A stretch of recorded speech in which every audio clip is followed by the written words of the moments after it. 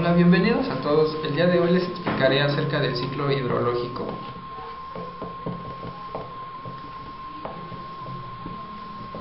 El cual consta de tres fases fundamentales.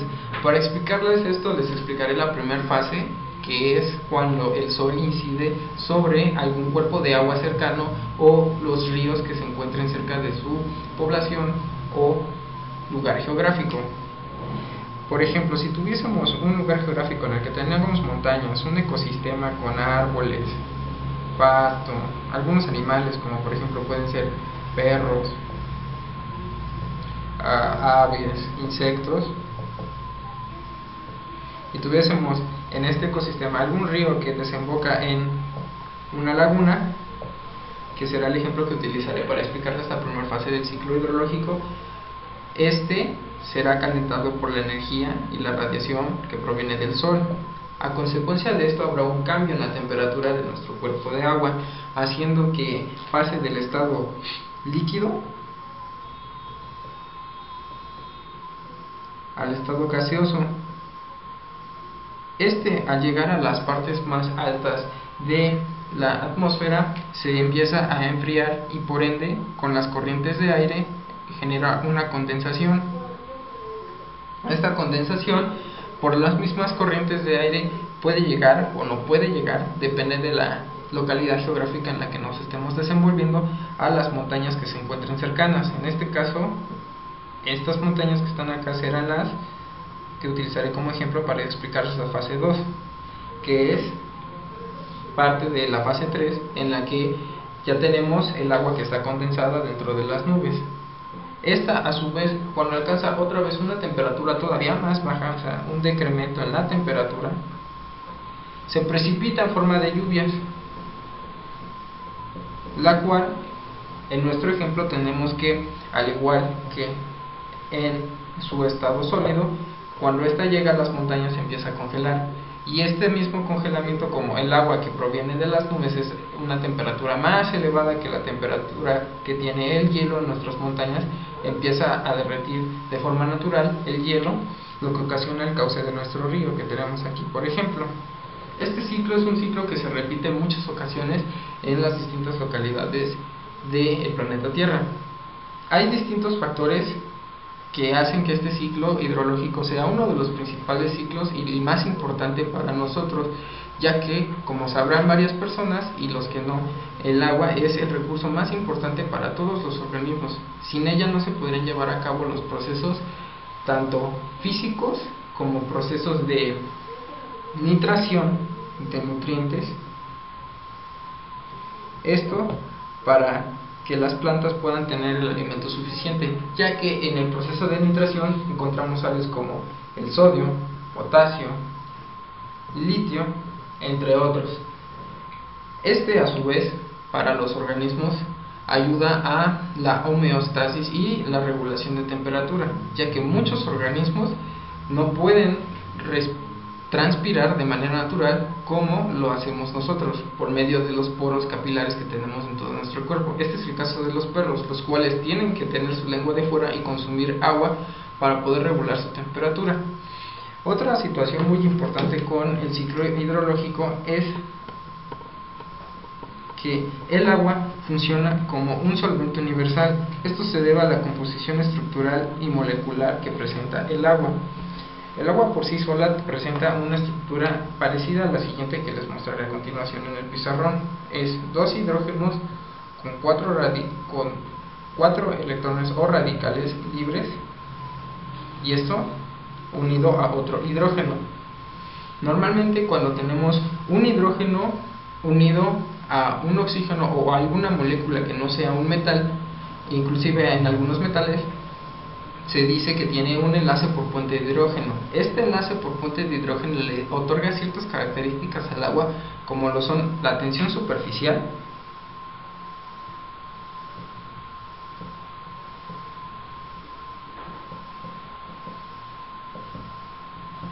el resistir los cambios de temperatura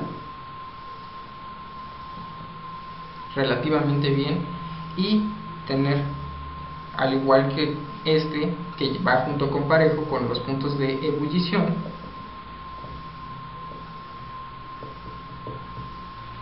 resistir a los decrementos de temperatura. O sea, el punto de fusión.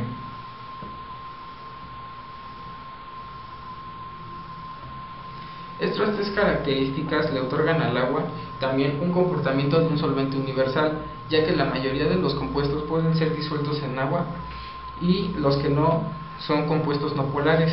Esto se debe a que la molécula es altamente polar por los puentes de hidrógeno que presenta con el oxígeno, que son dos momentos dipolo-dipolo, en el cual el oxígeno es el más beneficiado, ya que es el elemento más electronegativo, y así poder disolver la mayor parte de contaminantes, o bueno, la mayor parte de las impurezas que se puedan presentar dentro de nuestro ecosistema. Debido a esta importancia, el agua ha tenido que ser un recurso altamente valorado y, por ende, cuidado. Desgraciadamente, aquí en México no tenemos la suficiente regulación para poder cuidar de este valioso elemento. Algunas instituciones encargadas para el cuidado y la preservación de este valioso recurso, no renovable por cierto, son la Semarnat,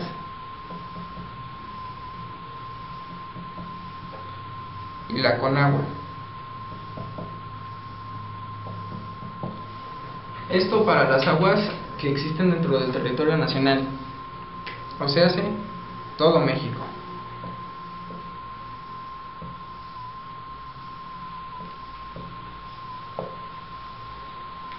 Como había mencionado anteriormente, no existen las suficientes regulaciones, y si existen, no han sido lo suficientemente aplicadas dentro de nuestro país, ya que contamos con diversos hoyos dentro de la ley, por llamarlos de alguna manera, en el cual industrias contaminantes como son la industria textil, la industria ganadera,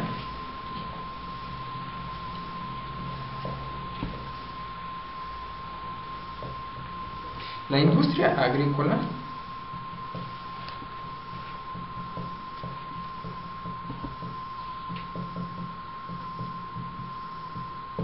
hacen uso de este recurso sin tener ninguna medida para su preservación.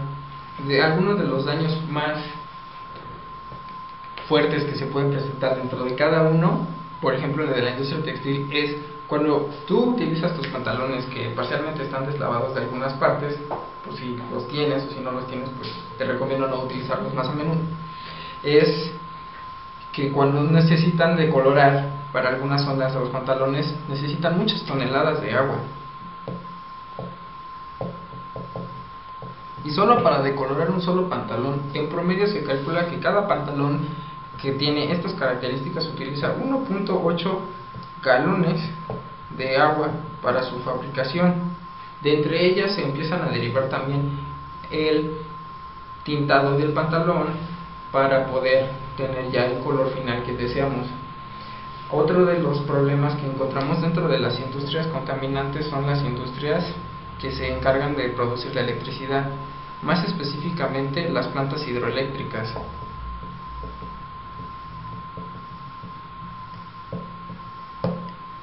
Estas plantas hidroeléctricas utilizan el agua o el cauce de ríos naturales o artificiales para poder mover enormes turbinas que se encargan de la generación de la energía eléctrica. Al mover una turbina se genera una corriente eléctrica que pasa por un embobinado.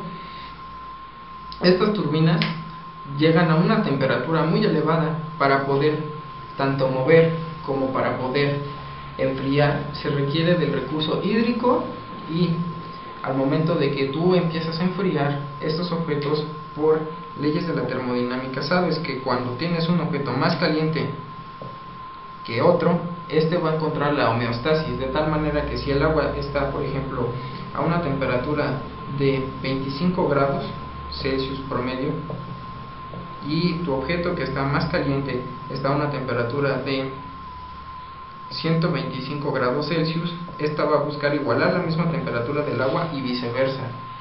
Normalmente es viceversa, el agua tiende a incrementar su temperatura. Estas aguas con altas temperaturas son liberadas de nuevo al cauce natural del río, ocasionando severos problemas como lo son la muerte y la pérdida de especies y biodiversidad endémicas de ese sistema, y también ocasionan procesos de eutrofización y eutroficación, ya que, hablando de otro tipo de industria que se encarga o utiliza el recurso hídrico, tenemos las empresas que se encargan en la producción de fármacos.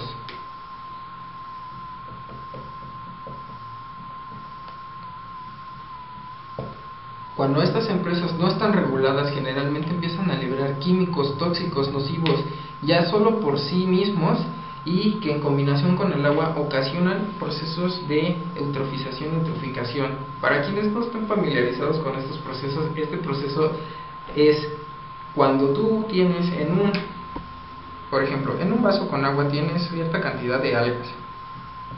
Estas algas se alimentan de la materia orgánica que tú puedas adicionarles. Esto hablando de un vaso. Si tú lo extrapolas y lo llevas, por ejemplo, a un río o a un lago, vamos a poner el ejemplo de un lago en el cual se puede ver de mejor manera. Si tú tienes un lago, un sistema acuático con plantas, peces, no sé, puedes tener también algunos conejos alrededor,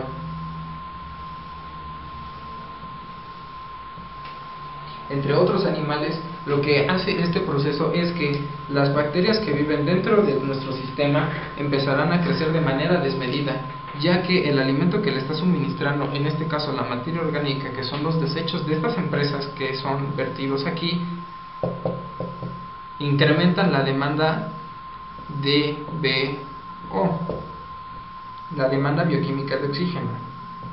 Esta demanda bioquímica de oxígeno es la encargada, o te da un parámetro de cuánto oxígeno necesita un solo organismo para poder subsistir. Si tú tuvieses menos aire o menos oxígeno del que necesita tu cuerpo, parcialmente estarías muriendo, ya que no tienes el oxígeno suficiente para llevar a cabo todas tus actividades de forma cotidiana o normal. Es lo mismo que sucede dentro de los sistemas acuáticos. La demanda bioquímica de oxígeno empieza a incrementar, y la demanda de oxígeno, cuando empieza el oxígeno a disminuir, los peces ya no pueden existir, empiezan a morir. Por ende, también las plantas o algas que están dentro del sistema, al no tener la suficiente cantidad de energía solar que proviene de nuestro sol, no pueden hacer procesos de fotosíntesis. Y como ustedes sabrán, los procesos de fotosíntesis tienen como reacción, o bueno, dentro de su reacción contempla dos moléculas muy importantes: la molécula de glucosa, que es el 6,6H12O6, más las moléculas de oxígeno que se liberan. Si tú moléculas, esta molécula que le sirve íntegramente a la planta o alga, y esta otra que es indispensable para nosotros, ya que sin oxígeno pues no podemos vivir. Por ende, este tipo de procesos tendrían que ser altamente penalizados por la Semarnat o por la Conagua. Desgraciadamente tenemos muchos servidores públicos que han sido corrompidos por unos cuantos millones de pesos, por exagerar, y no han hecho su trabajo debidamente. Esto ha perjudicado ampliamente nuestros sistemas hidrológicos y las altas demandas de agua que consumimos dentro del Valle de México, en este caso la Ciudad de México, no han aportado muchos cambios, e inclusive han empeorado la situación de nuestro país. No sé si en delegaciones como Iztapalapa,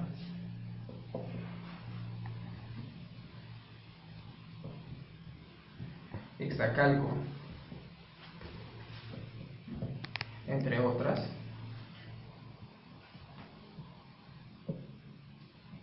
en muchas ocasiones llegamos a tener deficiencias en nuestro sistema que llegan a nuestras casas para suministrarnos con agua. Esto debido a que algunas otras delegaciones, por no mencionar y quemar a todas, como por ejemplo son la Magdalena Contreras, como lo son partes de Chapultepec, que están como delegación, y como delegación Cuauhtémoc,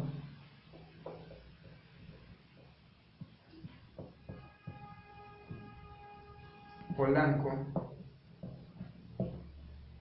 son suministradas por un sistema muy famoso, el cual se llama el sistema Cutzamala. Este sistema Cutzamala tendría que abastecer a todo nuestro sistema de ciudad que tenemos actualmente. Desgraciadamente, los que pagan más o los que tienen el más dinero siempre van a ser los que salgan más beneficiados. Esta es la triste realidad de México. Aproximadamente tenemos entre unas 47 y 58 normas que están en conjunto con pegado de la semana con la Conagua. Estas se pueden encontrar en dichos portales, algunas con las siglas NMX, las cuales significan norma mexicana, NOM, el cual solamente significa norma, entre otras. Podemos encontrarlas ya sea en el portal de la semana con la Conagua, la fecha en la que se expidieron, lo que especifican cada uno y cuáles son los criterios que tienen que realizarse o considerar para llevar a cabo, y las normas que se deben también considerar anexas a esta para poder hacer el estudio o la visualización de algún problema ambiental relacionado en materia de agua. Algunas de las cosas que pueden encontrar en dichos portales son las normas para poder verificar la temperatura del agua, la cantidad de partículas suspendidas, en esta hay una variación, hay una de partículas suspendidas para atmósfera, o sea, aire, y para hidrosfera, agua. Podemos encontrar contaminación por metales pesados,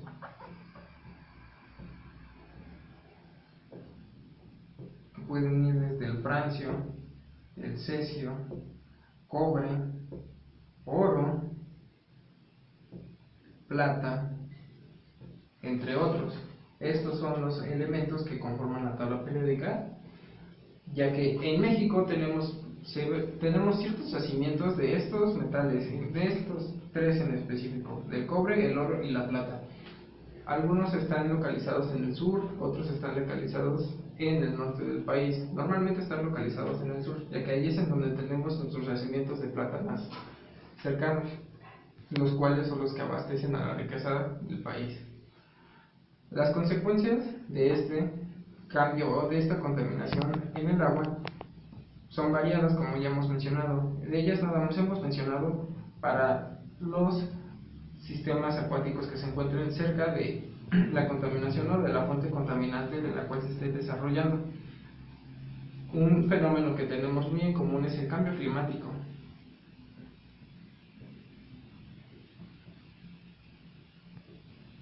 El cual está relacionado de igual manera con la contaminación del agua, ya que, como mencioné previamente, el agua es un regulador térmico, esto por su capacidad de aceptar grandes cantidades de energía a una atmósfera de presión y a 760 milímetros, que representa 760 milímetros de mercurio, y a nivel del mar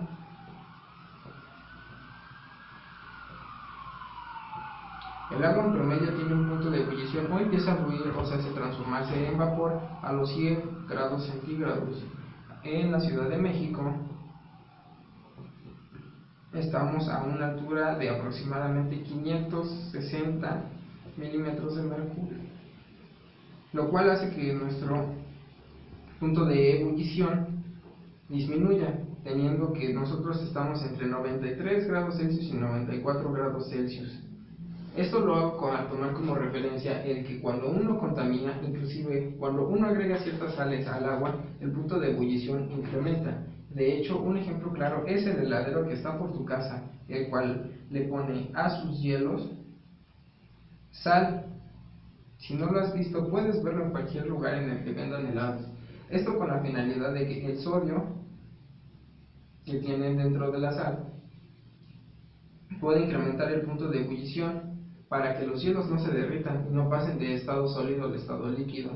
Si con agregar un solo elemento de la tabla periódica, en este caso el sodio, incrementamos el punto de ebullición, el agregar distintos metales como son la plata, el cobre, la plata, el oro, el cobre, incrementará aún más sus puntos de ebullición, ya que este se rige bajo una ley orgánica en la cual la cantidad de ramificaciones que tenga una molécula orgánica más la cantidad de compuestos que la conformen y las interacciones que hayan entre ellas incrementarán el punto de ebullición. Si la molécula es muy ramificada, disminuirá, pero si la molécula no es nada ramificada y tiene por constituyente muchos elementos químicos que hacen una interacción molecular con el agua, esta aumentará drásticamente. En ese caso, cuando las empresas contaminantes hacen que el agua ya no pueda ser evaporada por medios naturales y permanezca ahí, estancada, lo que ocasiona lo siguiente: la frase de que ya nos estamos quedando sin agua es una frase muy relativa, ya que el agua sigue siendo la misma. Lo que no sigue siendo la misma es la concentración de agua potable que tenemos disponible para nuestro consumo. Si teníamos anteriormente un 85% de agua potable que podíamos disponer para una población, por los factores contaminantes se ha disminuido hasta llegar a un drástico 45%. Esto hablando de números imaginarios, no estamos hablando de estadísticas concretas, pero es algo muy cercano a la realidad.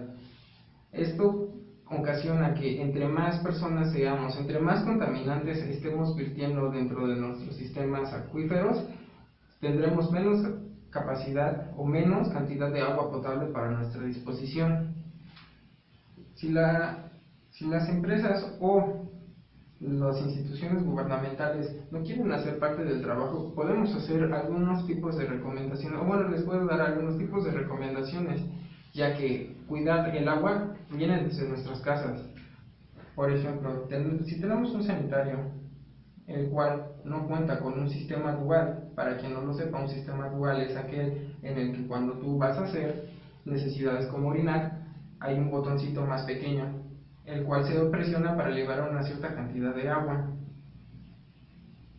Esta es menor a la cantidad de la segunda descarga, que es cuando vamos a hacer otras actividades como por ejemplo defecar, en el cual el botón más grande, lo señalaré con rojo, sería este que está alrededor, libera una cantidad más grande de agua. Podemos siempre adicionar dentro de nuestro tanque una botella de agua, como las de Levité, que son aproximadamente 1.5 litros de capacidad. Esto quiere decir que cada vez que nosotros realicemos una descarga, el volumen constante de la botella siempre prevalecerá, por lo que entre más descargas hagas, este volumen, al ser constante, se podría decir que después de cierta cantidad de descargas tendrías derecho a una descarga gratis.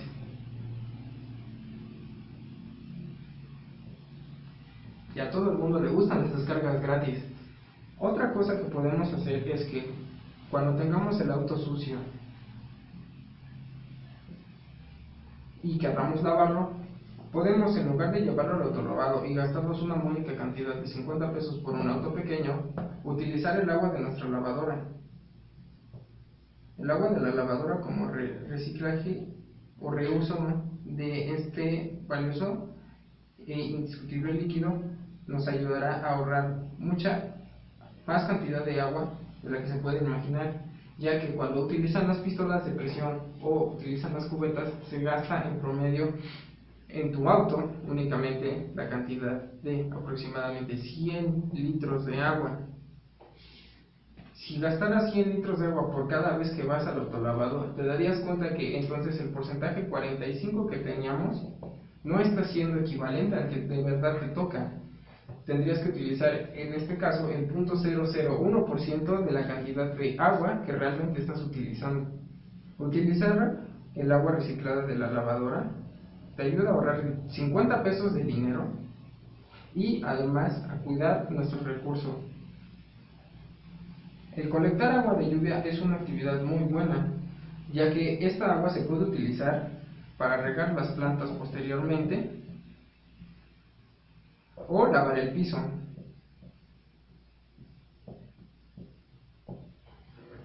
Entre otras actividades que también se pueden desempeñar, puedes utilizar al momento de bañarte una cubeta de agua precisamente. Cuando nosotros nos estamos bañando, el agua no sale de inmediato caliente, tiene que pasar un cierto tiempo para que la temperatura aumente. Si nosotros recogiéramos el agua con una cubeta cada vez que nos bañamos, nos daríamos cuenta que es a veces mucha cantidad de agua la que desperdiciamos para llegar a la temperatura que nos gusta. Entonces, esta agua que estamos recolectando es agua potable, la cual puede ser perfectamente aprovechable para cualquier otra actividad cotidiana.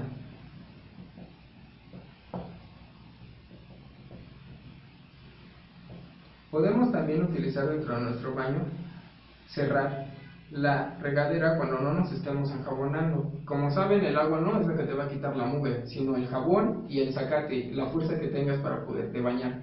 Entonces, cada vez que te enjabones, por favor cierra el agua, o bueno, el grifo de la llave, para que no estés desperdiciando agua que podrías utilizar perfectamente en otras actividades. Ya como recomendación final, te invito a que hagas cada una de estas actividades y que seas consciente del uso que tienes al momento de utilizar el recurso hídrico. Si te das cuenta, únicamente he estado hablando acerca de agua que puede ser cuantificada de manera natural o de manera matemática, en el sentido de que esta agua pues la vemos, pero te has puesto a pensar de a partir de que el pantalón que te mencioné utiliza tantos galones de agua, la comida que consumes, las cosas que utilizas para la escuela, como por ejemplo plumas, este mismo plumón, para la generación de electricidad. Todo lleva un proceso y involucra agua, la cual es medida bajo una huella hídrica. Y a esta agua, que no podemos ver o cuantificar de forma inmediata, se le llama agua virtual, que es el consumo de agua que tenemos por cada cosa que nos ponemos, que comemos, que utilizamos. Si hicieras un test, lo puedes buscar en internet como huella hídrica. Te sorprenderás bastante del resultado que tienes, ya que en ella te preguntan diversos parámetros de qué es lo que usas, qué es lo que comes, siendo que lo que más va a incrementar tu uso en la huella hídrica va a ser el consumo de carne, o sea, la industria ganadera. Espero tomes a consideración los puntos que te di en esta plática y te haya servido un poco acerca de cómo es que funciona el ciclo hidrológico y de cómo es que podemos ayudar a cuidar este valiente recurso.